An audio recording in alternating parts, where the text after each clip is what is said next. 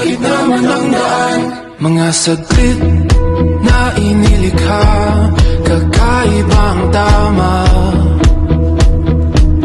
nang sinag sa'yong Pre, ba't tayo ba ko sa akin? Kaya pa ako, tol. Oo po ah. ako. Uy, nagkakagusto sa'yo ah. Biglang nabura iyong na Tungkol daw kaibigan ko? Oo, kaso nahihiya ako amin yun. Wala rin naman akong pag-asa doon.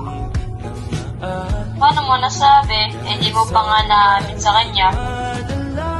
Siguro mas okay na lang din yan. Isa na mawala yung pagiging kaibigan namin.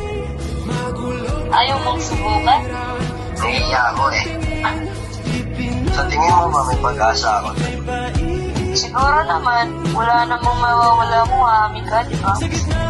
Sabi nga nila, take the risk or lose the chance. Paano kung di naman talaga ako para sa kanya? Subukan mo na lang. Wala namang mawawala kung aamin mo. Sa bagay, Ano, aamin ka ba?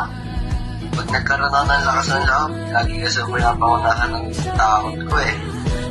Suportahan kita. Siyempre, kaibigan ko yun. At alam ko naman na matatrato mo siyang tama at magiging maayos ang loob mo sa kanya. Talaga?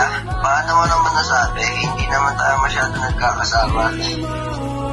Nakikita ko kung paano mo pala tratuhin mga kaibigan mo. Paano pa kaya kapag taong gusto mo, di ba? Sige, aamin na lang ako. Wala namang mawawala kung susubukan ko eh. ako'y paiwan.